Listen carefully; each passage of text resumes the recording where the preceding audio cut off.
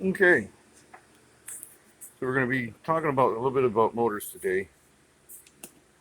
Um, Somebody had very recently had asked me a question about brushed motors.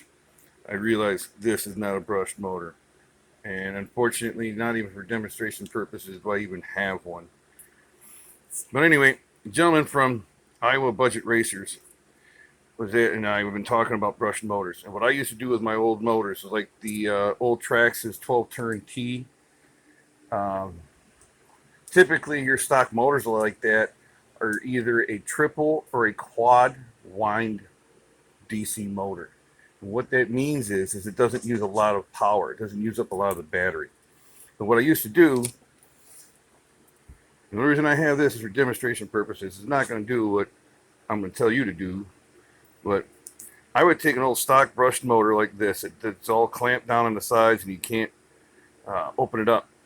I'd take that motor and I'd slam it down on the workbench to get the end bell to pop out. Once you do that, you can take your armature out, which is basically this rotating mass here, but it's different in a brushless than it is a brushed. But you would take your armature out, take that armature, clean it up, pull the shims out of it, pull all the bearings out of the motor. Then I would take that armature and put it in a mod motor can, right? Because with a mod motor, you got these two set screws on top, and they're adjacent to one another, right through the center of the motor. And you loosen those up, and you turn the motor, and unlock it, and pull the end bell off. Well, then you take your mod armature out. Now, mod motors have got less windings. They got like maybe a single or maybe even a double wind. So, and what that really means is it's like a two wind or a three or a four. What that means is how many wires are actually being wrapped around the armature at all times. It's either a group of one, two, three, or four. Sometimes there are more, but you aren't going to put one of those motors in one of these RC cars. It's just not going to happen. But anyway, the smaller the wind, the more power it uses. The more power it uses, the faster it goes. Kind of the same way with the stock motor. When you put that stock armature in here, you put that in here, and if you just left it with the stock timing on that mod motor, it's not going to go very fast. And then you take that mod motor end belt and you spin that sucker clockwise. And what you're doing is adjusting the timing.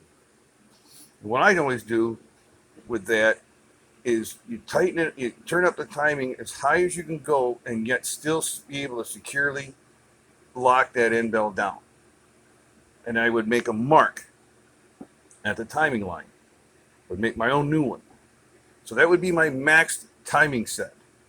After that, what I would do is either run it for a couple of minutes and check it with a heat gun, or when I got a little older, I bought what they called a motor dyno, and it had a slave motor on one side and the motor you're working on this side. And what that does is it allows you to determine the peak efficiency of that motor by adjusting the springs, the brushes, because some brushes got different compounds. Softer one's going to let it spin a little freer, but they're going to wear out. A softer one won't damage the armature as much, but it also wears out really quick. It dirties the motor really fast. Um, and I forget what all the benefits and pros and cons of running a soft, medium, hard brush, soft, medium, hard spring. It just sometimes you just got to sit down with like a meter, a voltmeter, and just sit there and see how the voltage changes, or even run an amp meter on it so you can see how much power it's using versus uh, how much amperage it's using versus how many volts it's using.